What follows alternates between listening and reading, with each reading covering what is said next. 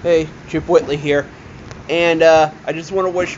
And as you can tell, they're either shooting off fireworks or there's like a weird gang gun battle going down the street. But, anyways, I just want to wish everybody happy Independence Day, 4th of July, America Day, yeah. And I think we could all just. I wish I could talk about American politics and the state of America today. I think I'll do that actually. The state of America today. It's very weird because you got one side that wants to just rile everybody up, and then the other side who stoops down to their level. But then you got the first side that goes, well, that side's stooping down to that level too. I mean, why can't we? Why should we be the ones that are calm, collective? I mean, look at all these people. It's like, you're the one that started it, first of all. Second of all, why should either side be the one that has to be the one that gets riled up about just stupid stuff? There's some stupid stuff that people on both sides get riled up on. And it's just, to me, it's just so ridiculous these days. Why does both sides, and I'm more in the middle. I tend to lean a little more to the left sometimes, but basically I'm more towards the middle. But nowadays you can't be towards the middle. Because if you don't vote for, Bobby Jimmy John, then you voted for, Joe Thunderson or whatever. I don't know. I don't know people's names. But if you don't vote for one person, you voted for the other. And to me, that's just so stupid. We need third-party candidates out there that actually could have a legit shot to win. Every election cycle, everybody says, we need a third party. We need a candidate that's not a Republican, that's not a Democrat, that's more independent, and yet we still keep with these the two stupidest egomaniacs that run for either side, and there's no third party that can come in and say, well, I'm actually the person you should vote for, and have them be a legit shot to win. I mean, why can't we have that? Why can't we have somebody that looks at both sides of an issue, says, look, this is why this is stupid, this is why this is a good idea, and then try to go with what they think the common sense is instead of what one party wants, or what this news channel that's clearly skewed way right or way left. Why do we have to have that in our politicians? Why can't we have somebody, and I'm not saying that Trump is one of those people. Definitely not saying he's one of those people. 90% of what he gets is from Fox News, who we all know, even Republicans know that that's more skewed towards the right. So we know where he's getting his news at. Some of his stuff, it's more common sense when people explain things to him. But however, when you get into office, you should, I think we should have a politician with a general grasp of how hard the office is going to be.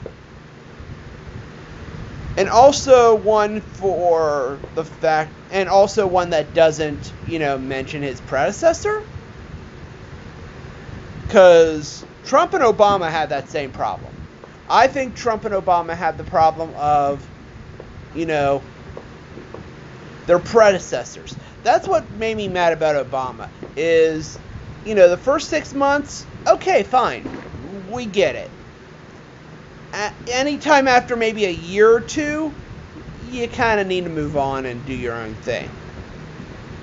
Just like Trump. Trump mentions Hillary way more than I think he mentions his wife on the campaign trail. And I'm not saying you should just keep mentioning Melania. I'm just saying that it's like, it's insane how much he probably thinks that, she's the president and needs to be impeached. But we need to just... It's getting bad. Just on both sides, it's getting bad. You got Maxine Waters and Pelosi on the far left riling them up, saying that they need to, basically start another civil war. And then you got, Trump and his base on the far right doing insanely crazy stuff. And you got things in the Trump administration that skewed, more swampy, like Scott Pruitt, or, some of his other cabinet members who are clearly there because they gave money to him. Let's be honest. But then again, you've also had some of those people on the left that probably would have had that same position. So, like I said, we need an independent. We need somebody who has a chance to win, who could look at an issue and say, look, I think both sides have a point. However, I think there's a way we can do this that's, somewhere in the middle, a good compromise. I hate the fact that we can't compromise anymore. I hate it. It sucks. And I also hate the fact that politicians look and go, we need to compromise and all this other stuff in their thing. It's like, how did that become a selling point? That's your frickin' job. Your job is to work with other people in the frickin' Congress and come up with a good solution that helps all Americans. How did working together become a selling point? You can't put that on a resume in any other frickin' job. The frickin' boss looks at your resume and goes, oh, I see here you can actually compromise with other people. I just assumed you were going to do that anyways, considering that you're applying for a frickin' job. People are idiots. I just can't stand people. Not just in I shouldn't say that in general. I should just say that I just can't stand politicians. Just how politics has become. Okay, Benjamin Harrison. He was in an re-election bid against Grover Cleveland, who he lost to the previous, who he won against in the previous election. He lost that election, and his wife passed away 3.5 weeks before the election was over. Both campaigns stopped their election or campaigning 3.5 weeks before the election was over, and that was because his wife passed away. You can't get that now. You cannot have that now.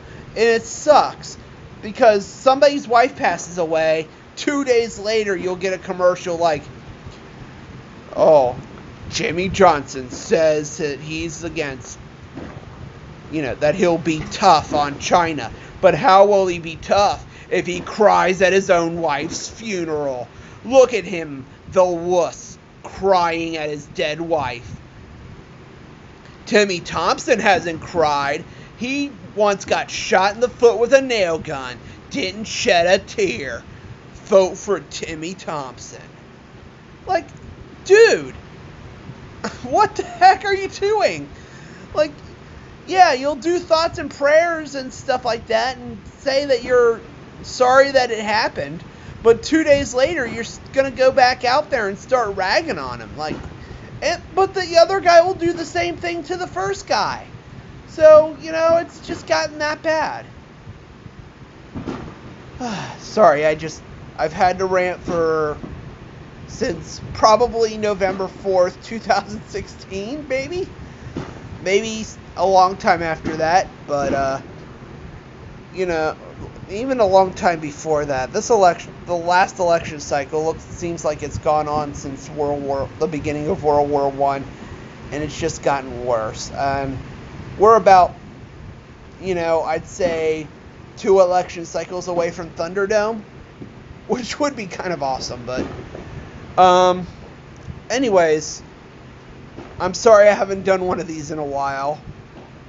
That's probably where all this frustration's coming from. But I just, I've done. It's one of those things where I'm lazy and just keep thinking, oh, I'm gonna do one. I'll do one sometime. I'll do one sometime, and then time just gets away from you.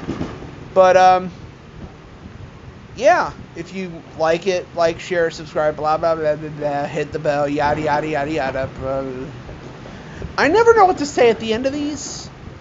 I feel like I should come up with a cool catchphrase. I think I'll yap at you later is a good one. So, if you like it, thank you for all 10, 12 people who have, who are still subscribed to me, and, probably will look at this and go, wait, what, huh? He actually did something? Okay, well, sure. But, yeah, I'll yap at y'all later. So, yeah.